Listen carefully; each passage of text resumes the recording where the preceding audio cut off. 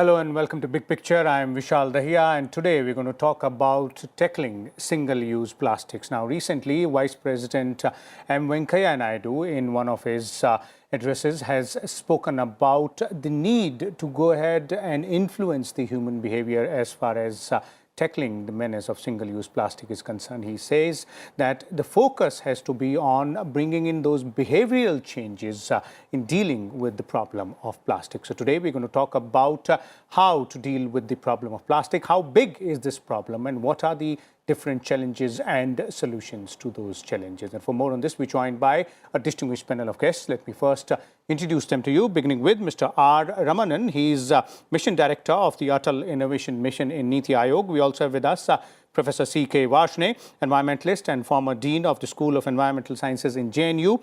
And Dr. Suneel Pandey is also with us, Senior Fellow and Director, Environment and Waste Management Division in TERI. Welcome, all of you gentlemen, to Rajya Sabha Television. Let's begin with the basic question, that is, how big is the problem of single-use plastic or plastic waste as well? And let me start with Professor Varshney. Professor Varshney? Well, plastic is a very serious problem, and we are using plastic in a big way. In fact, we are addicted to plastics. So this addiction of plastics has now created a serious problem. And you know, every year we are producing about 300 million metric tons of plastic. And in India, in 2018, we have produced 18.7 million tons of plastic. 50% of this plastic is roughly the single-use plastic, which means that small bags and so on and so forth. So this is a problem. I will just enumerate very briefly. There are three kinds of problem that it creates. First, it creates a blight on the landscape. Secondly, it produces unhygienic condition. And thirdly, and most importantly, is it reduces soil fertility. It is a cause of flood, and it impedes the water seepage into the soil. That we need very, very dearly, which is very important for agriculture, for drinking purposes, and for our water mission of providing water. So I think all these things are very serious. The water which should go to the aquifer instead gets transformed into surface runoff, creates problem of soil erosion, flood, and urban floods are largely because of this, causing enormous amount of human misery as well as economic loss. Okay. So I think these are some of the very wasteful things that happens because of the irresponsible disposal of the plastic waste. Okay. And most of these things are such which are preventable without any economic deficit. In fact, it is going to overall make a very positive economic impact at a national level or at a city level and so on and so forth. So I will say that plastics as such from 1960 have grown like anything, 8.7% per year. And today, the whole world is suffering because of the plastic pollution. Okay. So if we are able to control, this is the first low-hanging fruit of controlling plastic that we can easily do by changing behavioral pattern, by really getting to the end user as well as to the all stakeholders to really tell them that how bad it is. Okay. And the most important point which I want to really flag off is that plastics are very, very inimical for human health in more than many ways. Okay. And you know, very recently in Rome, we have found that microplastic, which is nothing but a product of the plastics which is so irresponsibly disposed on the landscape, has even found in the human placenta.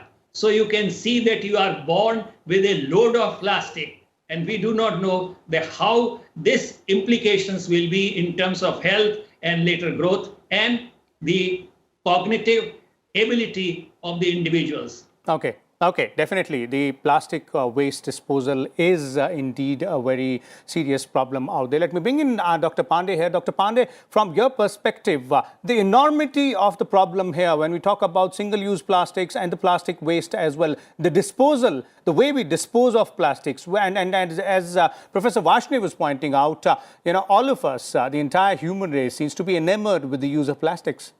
Plastic is a problem, and it's an enormous problem, and But the problem with the plastic is the plastic which is mostly going into packaging, either mostly into flexible packaging, kind of use and throw things like those carry bags.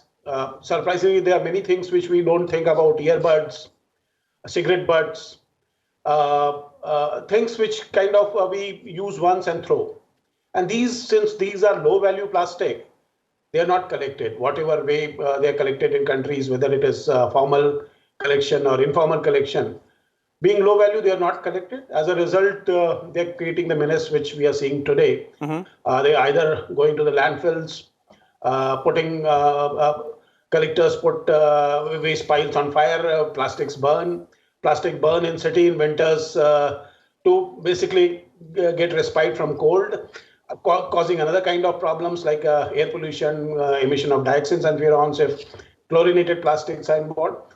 So it's basically these low value plastics which have become a problem globally, which are not collected, which are not very economical for recycling. So not very attractive to waste pickers or waste collectors. Okay, definitely. This indeed seemingly is the main problem out there. Let me bring in Mr. R. Ramanan as well. Mr. Ramanan, let's focus on the problem and the sheer scale of the problem here as well. So how do you look at this entire situation which we are facing right now as far as plastic is concerned?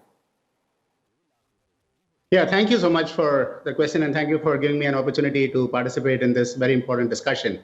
As Dr. Varshney pointed out, this is a very large problem, not only for India, but for across the rest of the world. More than 300 million metric tons of plastic is being generated. But more importantly, there's a huge industry which is actually generating this, and therefore the problem is not so easy to solve. The problem is we have, for example, just in India itself, more than 43%, according to FICCI reports, we are generating single-user plastic in India.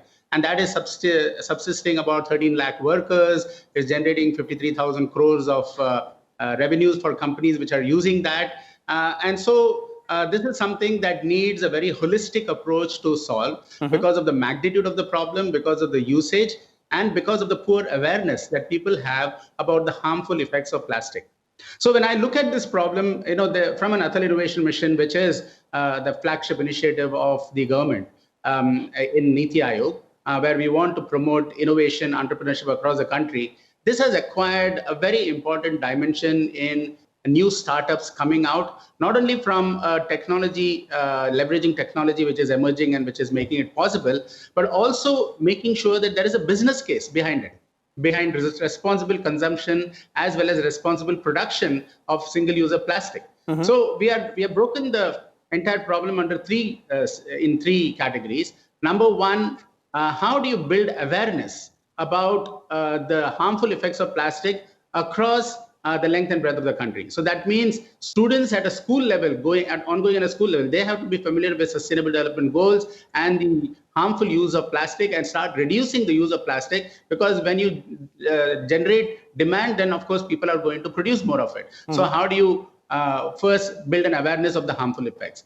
Number two, how do you stimulate innovation so that you are either able to reuse, or you're able to refuse, or you're able to re-engineer new usages of plastic across industry. So for example, if you're using plastic in one industry and you want to, how do you create a circular economy for that matter, right? And circular economy is not enhancing the production, but making sure that the waste from one is feeding into the requirements of another, and thereby it gets reused, and thereby you are able to prevent further escalation of the problem. Third is re-engineering solutions. So how do you ensure that you re-engineer alternative solutions for packaging industry? And there are many startups now which are very deeply involved in the packaging industry to be able to create alternatives using bamboo, cornstarch, using organic materials, using biodegradable products, so that you are eliminating single-user plastic.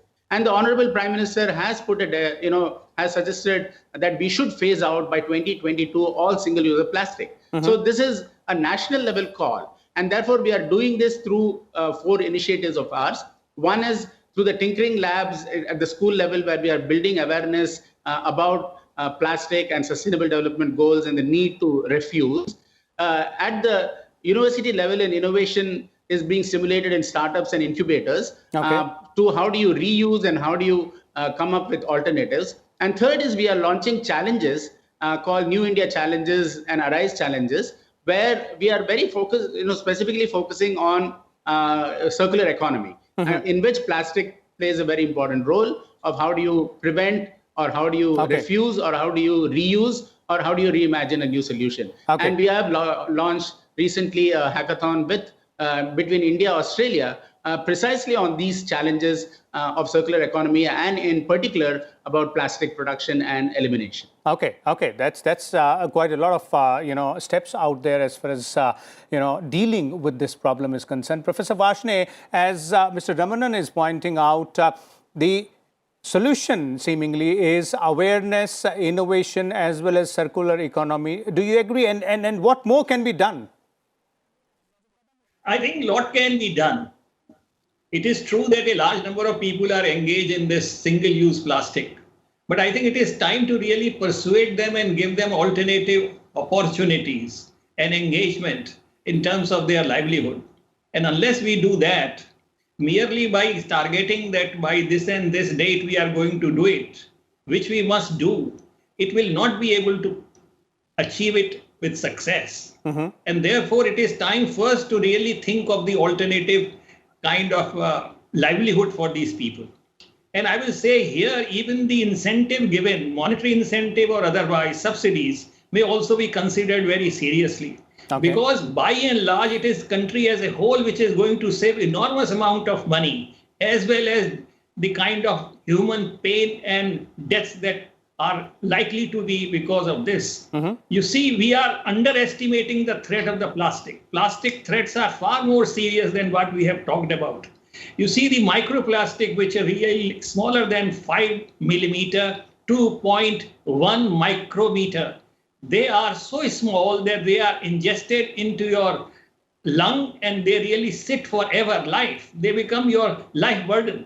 And I think the lung capacity gets decreased. And if the country is breathing a kind of air where work capacity of its populace is going to be less, I think it is an enormous amount of economic loss, as well as it is going to be lost to everyone. So I think it is true that in a very macro scale, if we have to see, then the plastic we must get rid of. It is, after all, a hydrocarbon. And we just don't want hydrocarbon to be mined at all, because then we mine hydrocarbon, we create hell of environmental problems. So I think in the first place, we should reduce its consumption to the extent possible. And for that, I think a very serious audit is required, because there are different kind of plastic which require different kind of treatment. Plastic is a generic term.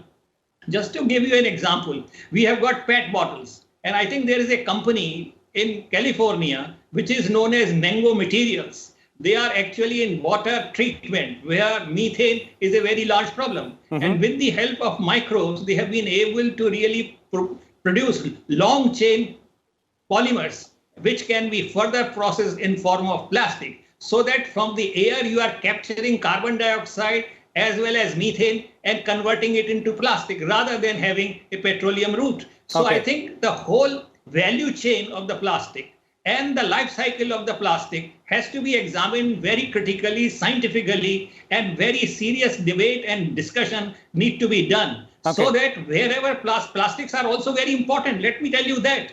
For the example, in medical science, without plastic, they are very difficult to really treat the patients which are able to get the lease of life. So I think plastic's utility cannot be undermined. But the question is that the kind of route that we are following. So I think very critical life cycle analysis of plastic is needed, and the entire value chain has to be examined from the environmental as well as from other perspective of its carbon footprint. And I think there are lots of other alternatives through which plastic and plastic-like material, which are really having absolutely, I should say, they are immortal. They are immortal in some sense. So this immortality can be reduced, and we have got bioplastics and many other alternatives. So I think a cafeteria approach has to be applied. Let me also give you one example. The PET bottles have been, there is a company which is trying, and they are successful, are shredding it. and forming it fine threads, which can be used for 3D printing. Okay. So I think these are upscaling of the plastic and reusing and rerouting the plastic waste to the very useful utility. Okay. Let me also tell you that there is another way of doing it, and that I will elaborate when you will get.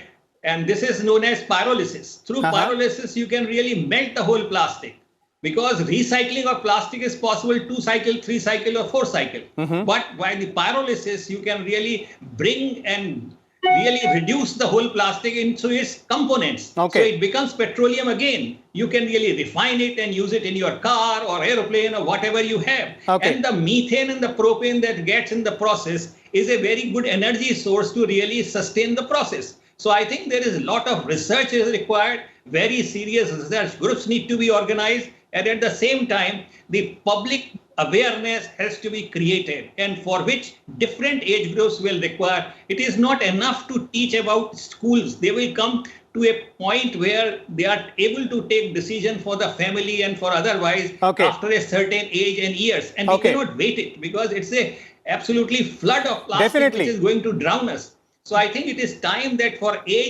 different age groups as well as different professionals, there are going to be a targeted, I should say, public awareness program. And that need to be really taken up very seriously to change the attitude as well as the psyche of the people, and their love for the plastic need to be weakened so that we are able to win the race. And by 2022, as we have really targeted, we are able to achieve it. We have to upscale our effort, not only in very small measure, but in a very large measure, to really definitely, Dr. Varshney, you're right. A lot needs to be done as far as tackling the problem is concerned. And as Dr. Varshney is pointing out, and earlier Mr. Ramanan was also referring to innovation and awareness. These are definitely two areas. And first, we need to understand the scale of the problem, as well as Professor Varshney was referring to. A lot of research need to go in. There are various ways to deal with this. That brings me to Dr. Pandey again. Dr. Pandey, from your perspective, all these aspects which Dr. Varshney referred to, which one can be the best way to move ahead and the low-hanging fruits to go in for? See, if you talk of low-hanging fruit, I think in immediate future, what we need to do is we need to basically improve our waste collection systems. When I say waste collection systems, basically it's waste management system in the cities, where whatever is leaking, whatever is not being managed, whatever is mismanaged is collected. And for collection of low-value plastics, we would need an incentive system. And regulation kind of provides a window there. It says that there's a term called extended producer responsibility. So producers, large producers especially, those who are supposed to be more careful about the products which they let out in market, needs to provide incentive for collection. Some of them are already providing. And many of these startups, which Mr. Ramanan had mentioned, are actually taking advantage of funds provided also by some of these companies and foundations. So low-hanging fruit to begin with, to improve your waste collection system. Whatever is leaking, plug that gap, because that will have vast advantage in terms of whatever is finally going to, say, coastal waters or marine, ending up as a marine litter and ending also up as microplastics after degrading and all that. So that's kind of phase one and short-term measures. Long-term, Mr. Ramanan also indicated, Mr. Varshney also indicated towards alternative. But here is a caution in terms of alternatives, because if you look at history of plastics, why they became prominent and why the plastic packaging overtook every other packaging, is kind of advantage, kind of flexibility it provides, not only in terms of lightweighting, but also in terms of waterproofing and also maintaining the quality of product. As far as I know, wafers packed in a multi-layered packaging remains intact for 6 months. It has a shelf life of 6 months. No other packaging provides this kind of advantage in transporting and storing such kind of wafers. So when we talk of alternatives, we need to be a little careful because plastic essentially came into being as a packaging as an alternative to paper. And why paper? Because it was putting pressure on trees, number of trees which were being felled for making paper from the pulp. At that point of time, deforestation was a big issue. So it should not so happen that we again go to alternatives which again put pressure on natural resources, and our demands are huge. I mean, we have in terms of population, in terms of urban demands, we have our demands are huge. So any alternative, also in addition to plastics, any alternative also has to be looked at from life cycle perspective. Okay. Do we have alternatives which are sustainable? Do we have alternatives which are affordable by people? Because by and large, not everyone in the population is having very affordable purchasing power. So one needs to also look at that alternative packaging which comes in is kind of also affordable. If not affordable, then at least returnable or reusable by producers or manufacturers. Okay. And also need to basically when one looks at need to research, companies also need to research into even if plastic packaging, some of the packaging is necessary-able, they need to look at how they can be recycled more easily. There are polymers which are less and less complicated, which are easy to recycle, easy to recover. Okay. So I mean, all these steps would be required as a long-term. Okay, plan. definitely. This is the short-term and long-term perspective as far as dealing with the issue of plastics is concerned. But that's a very important point which Dr. Pandey, referred to. That's the alternative to plastics. And before we bring this discussion to an end, let me have a quick concluding comment from Mr. Ramanan on the alternatives to plastics, Mr. Ramanan, and what exactly is being done as far as this particular aspect is concerned. Because ultimately, if we want to phase it out, we will have to look in for an alternative as well. Yeah. So, and I think you have had excellent points from both Dr. Pandey and Dr. Varshney on this. From my perspective, it is very simple. When we are looking at alternatives, we look at the 3 R's. Number 1 is, how are you going to reduce the usage of plastic? So if you want to reduce the usage of plastic, you need to have alternatives for that reduction. Second is, how are you going to refuse?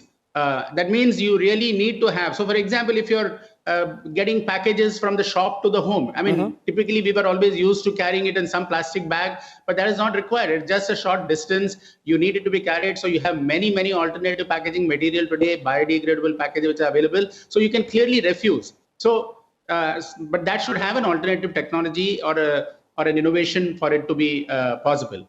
And finally, it is reuse. How am I going to reuse? And the examples that Dr. Varshney gave of how you can reuse and how you can shred it and how you can use the shredded plastic for various purposes, that is the third part. So from our point of view, there are 2 things. One is the consumption, and therefore the awareness building is very important at all levels, from school, universities, the people, common people, and so on and so forth. And second is the production, which is being created by the demand. And there we use the 3 R principles to stimulate innovation, to stimulate research, and to stimulate the product development in those areas. Okay. And so there is a whole lot of effort going on. I think this is one of the most exciting areas for startups because they can leverage emerging technologies, artificial intelligence, biotech technologies, and so on. So there is a great opportunity for them to come up with these alternatives. And these alternatives will not only stimulate a better environment for us to live in and make a sustainable planet, but they actually will make business sense to everybody. Okay. And when we look at cost of a product, we don't look at the cost to the environment. And that should get included. Companies should start including that my cost of the product is not just the manufacturing of this product, but what is the cost to the environment? Am I going to sustain 15 years down the road? My company may not exist, or people will not be there to buy all these products. So that sort of costing has to be built in so that companies also integrate it in their ethos and in their workings. This is a corporate social responsibility that they have, not just making money, but making it responsibly. Definitely. There it is. Thank you so much, Mr. Ramanan, Dr. Pandey, as well as Professor C.K. Varshney for sharing your important views on this particular issue, the holistic perspective of dealing with single-use plastics and the overall problem of plastics, specifically the plastic waste disposal, as well as our panelists were pointing out. A lot needs to be done in terms of innovation, making people aware as well. And let's all follow the principle of 3R when it comes to plastics, that is reduce, refuse, and reuse or recycle. We'll come back again tomorrow with a different topic. Till then, keep watching Rajya Sabha Television.